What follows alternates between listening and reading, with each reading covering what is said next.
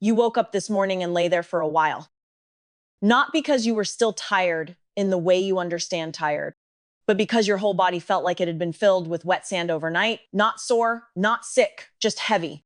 And the strange part is you slept enough. You went to bed at a reasonable hour. You did not drink. You did not cry yourself to sleep. You did everything right. And still, when the alarm went off, your first thought was not about the day ahead. It was something closer to, I do not think I can do this today. And that thought scared you because it is March. The windows are open. The light is different now. Everyone around you seems to be waking up, making plans, posting photos of long walks and brunch tables, and open windows with curtains blowing in. And you are still here, underneath something you cannot name, wondering what is wrong with you that spring has arrived, and you somehow feel worse than you did in January. Here is what no one has told you. What you are feeling right now is not laziness.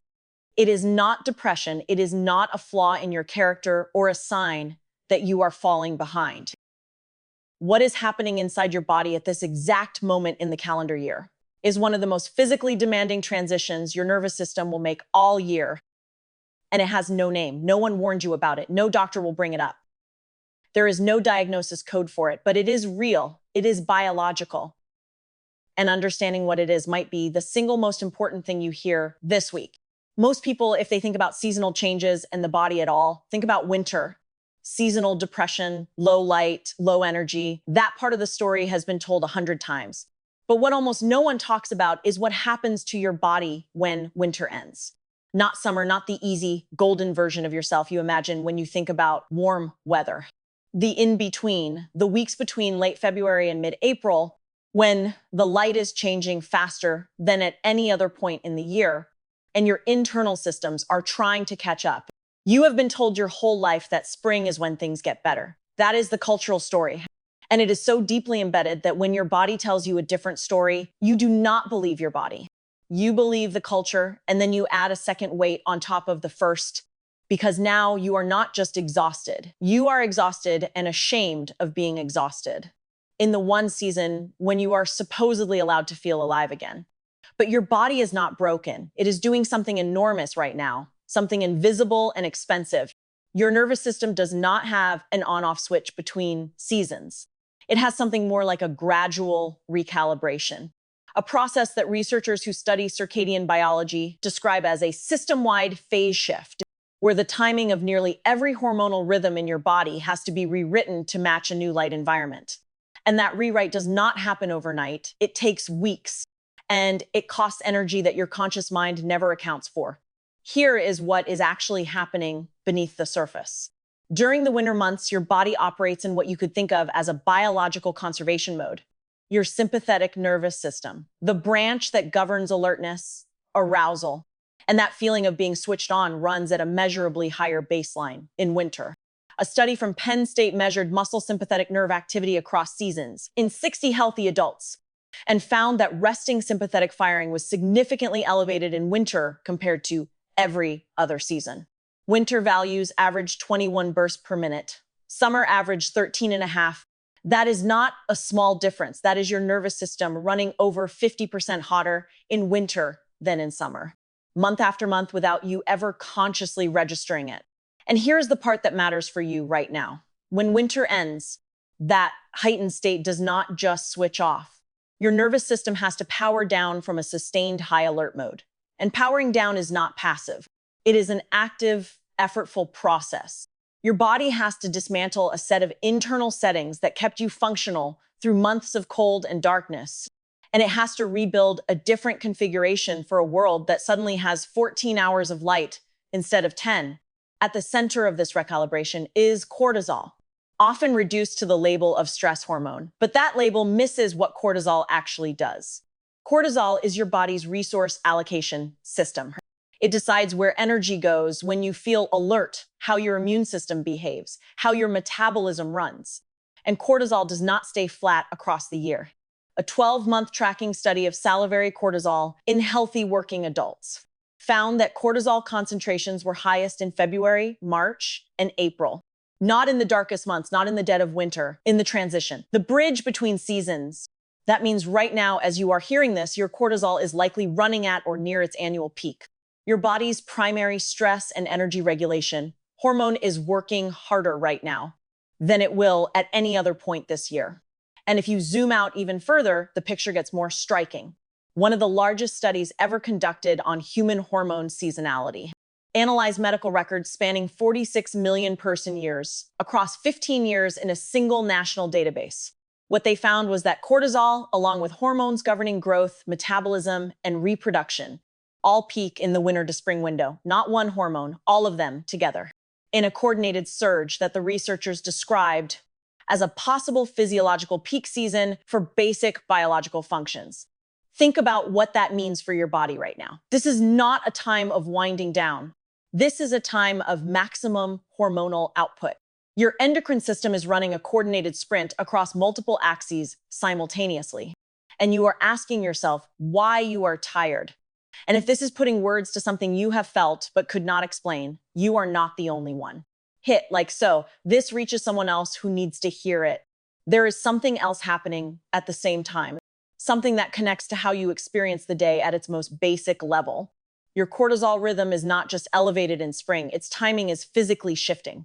Researchers in Poland who measured salivary cortisol rhythms in healthy women across winter and summer found that the peak of cortisol secretion, the acrophase, which is the highest point in your body's daily cortisol cycle, shifted approximately 4 hours later in summer compared to winter, 4 hours.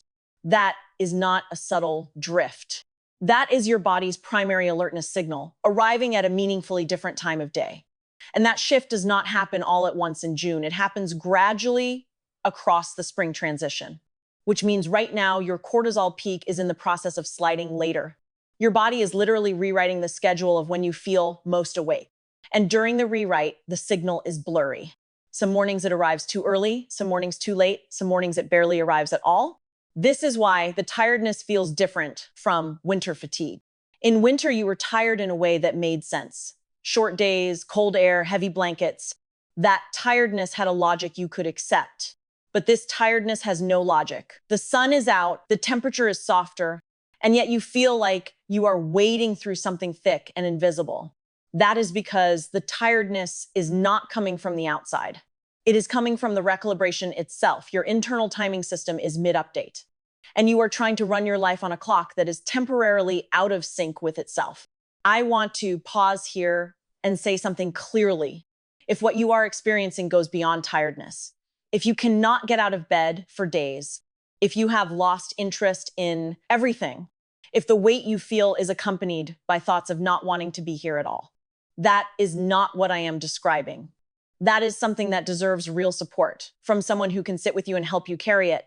What I am talking about is a specific time-limited biological transition.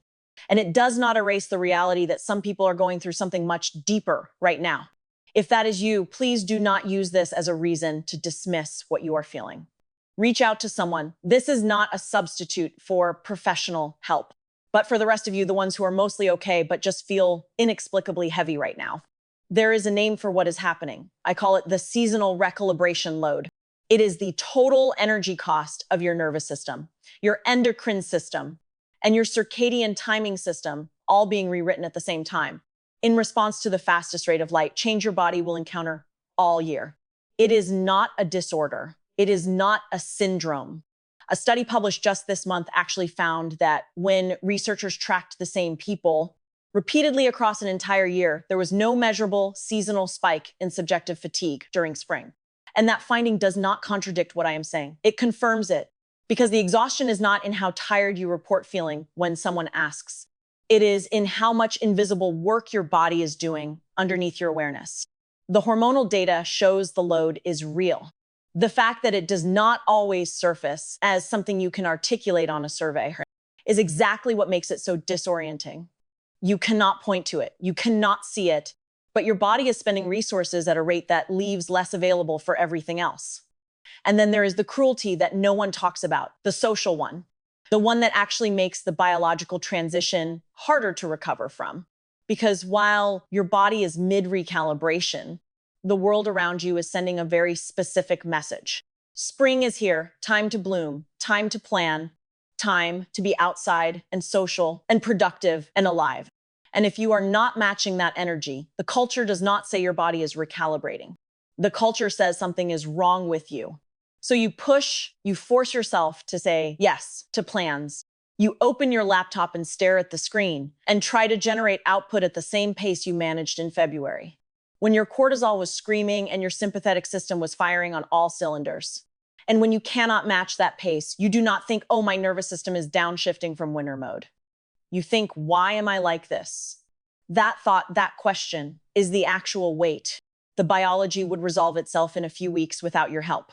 But the shame, the comparison, the pressure to match the season's energy, that adds a psychological load on top of the physiological one.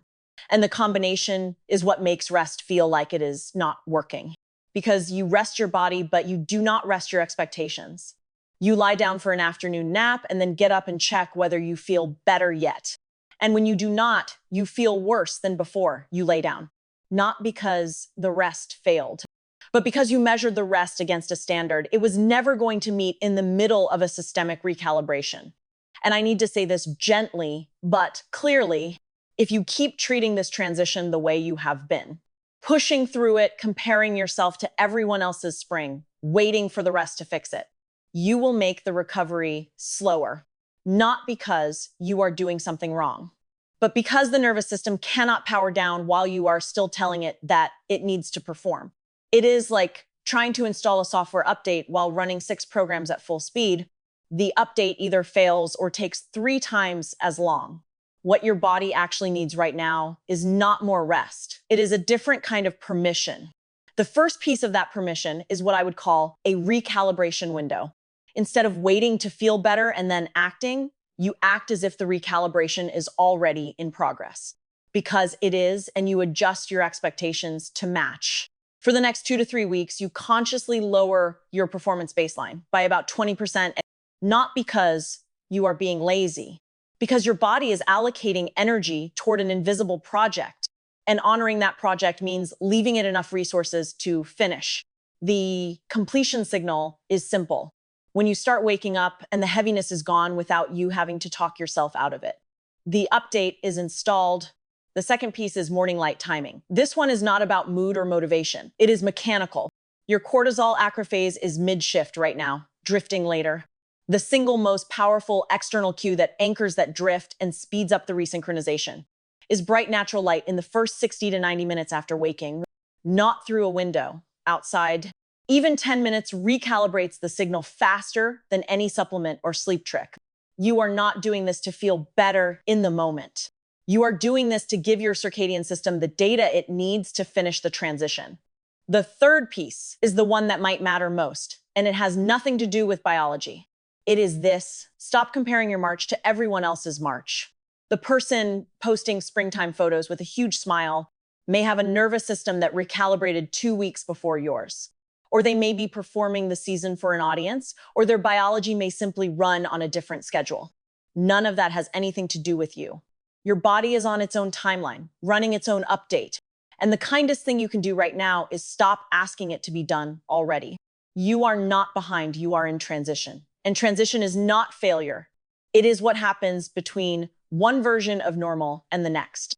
There will be a morning, probably soon, maybe in a week, maybe in 3, when you will wake up and the heaviness will just be gone. Not because you solved it, not because you pushed through it, because your body finished what it was doing. The cortisol rhythm will have settled into its new timing. The sympathetic activation will have powered down to its spring baseline. The melatonin signal will have shortened to match the longer light. And you will feel, for the first time in weeks, like yourself. Again, when that morning comes, you will not think about any of this. You will just get up and start your day. But I want you to remember it, because next March, when the heaviness comes back, and it will come back because this is annual, because your body does this every single year, you will know what it is, and knowing what it is changes everything. Not the biology. The biology will run the same program regardless. But the story you tell yourself while it runs, that is what changes. From something is wrong with me to my body is doing its job, and I am going to let it. That scene at the beginning, lying in bed, heavy, confused, wondering why the season outside and the season inside do not match. You are still that person.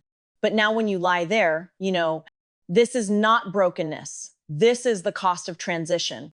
And you are not the kind of person who needs the world to make sense before you can be gentle with yourself.